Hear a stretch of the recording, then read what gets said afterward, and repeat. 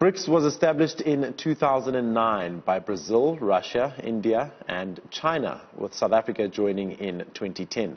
BRICS aims to increase the role of developing countries in matters relating to global trade, institutions and rules. During the COVID-19 pandemic, demanding challenges emerged for BRICS and the rest of the world, impacting the most vulnerable in society, those living in conditions of poverty and deprivation. We are joined on the line by Professor Siphamandla Zondi, Chair of the South African BRICS Think Tank Council, to discuss the impact of COVID-19 on the BRICS bloc date. Siphamandla, thank you so much for joining us. Really appreciate it.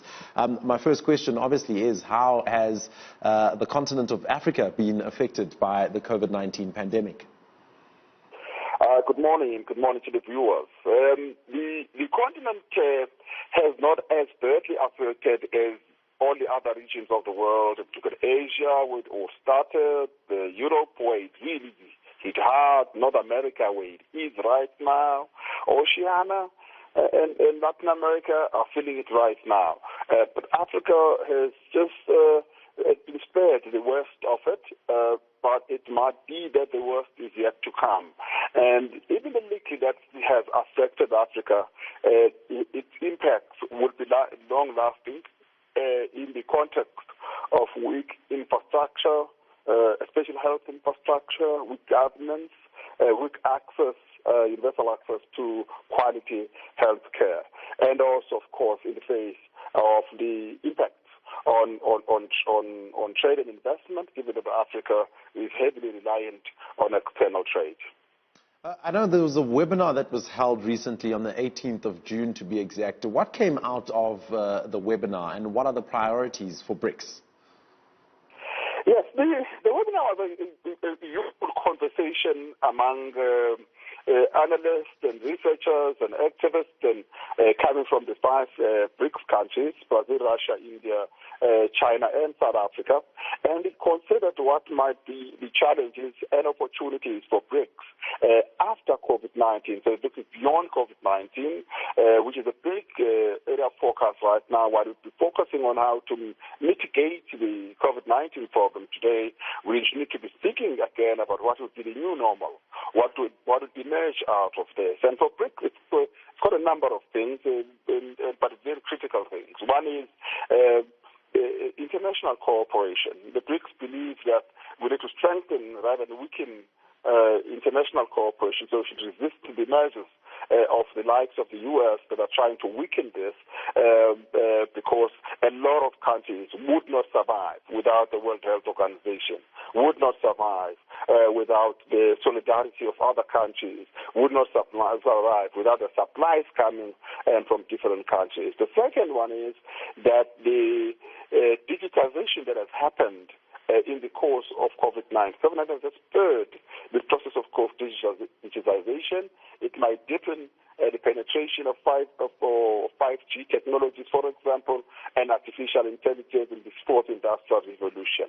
So the BRICS thinkers believe that we should embrace this, but make sure that it leaves no one behind, but it levels the playing ground. And also it is used to fight poverty and inequality, because these technologies can be used to make sure that opportunities reach the poor a lot better than they have done before, that the technologies can be used to mitigate all sorts of challenges facing those who are being left behind.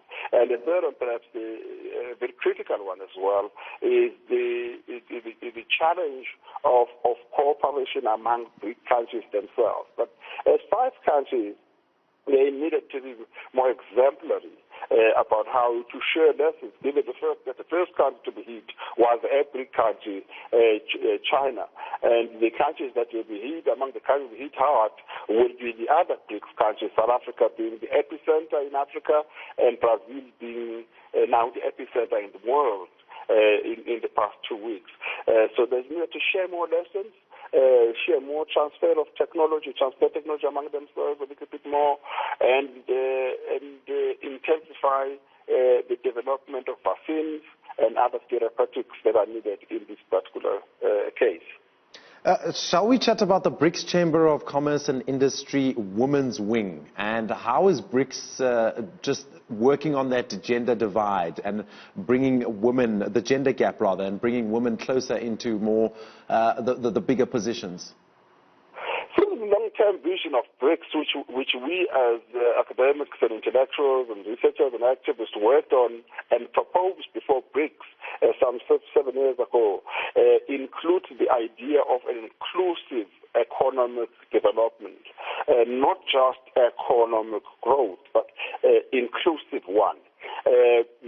Then the questions about the inclusion of women, of youth, the inclusion of rural people, inclusion of disabled people or people living with disability became critical in BRICS thinking and decision making. And the question of women inclusion, especially financial inclusion, access to essential financial help and services, access to the enablers and access to the markets that they need, because women are known to be some of the most vociferous entrepreneurs in the world. This continent of Africa knows about that in a very big way. And that the BRICS are positioning themselves to enable that, and it was in that context that the Women's Chamber of Commerce for BRICS was established in order to enable women leaders in business to contribute ideas to BRICS that the BRICS might champion, might support, might fund, and might enable. And so far, the Women's Chamber of Commerce has generated some very great ideas about practical ways in which you might promote and deepen women's empowerment and thus harness the potential that rests in plus 50% of the population of BRICS. Prof, I know Russia takes over the BRICS chairship in 2020. What's top of the list? What's a priority for Russia, from what you know? Yes, the Russians took over, it took over this particular year, and it took over at the end of last year, and its term is supposed to end by the end of this year, taking over from Brazil. The Russians have made the question of energy and energy cooperation among the BRICS countries a critical issue, not just for ensuring accessible, universal, and cheap or economical energy sources of various nature for these countries and for these economies, but ensuring that these countries are able to produce enough to export to other parts of the world, but that these countries also support their regions with energy sources, so that the new BRICS bank, or the new development bank, which is called the BRICS bank sometimes, can then fund the infrastructure in the area of energy. It has linked this also to technology development and innovation and transfer. It has also linked this to improving educational outcomes and health outcomes. Fortunately, not knowing that we're going to be hit by COVID-19. And by the way, the BRICS took a decision in 2015 that said these countries must cooperate better in case of an emergence or instead of an outbreak of one or two of the coronaviruses. It said that in 2015, anticipating it 5 years ago.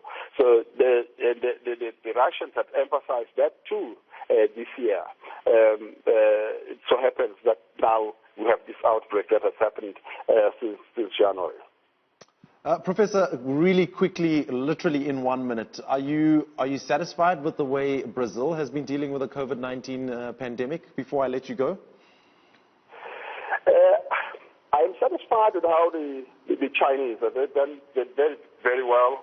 The South Africans have followed the international best practice.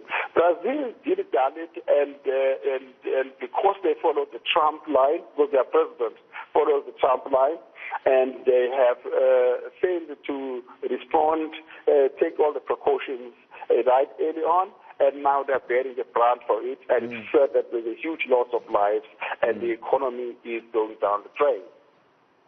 All right, Professor Siphamandla Zondi, Chair for the SA BRICS Think Tank Council, chatting to us about the impact of COVID-19 on the BRICS bloc and what's next for BRICS in 2020.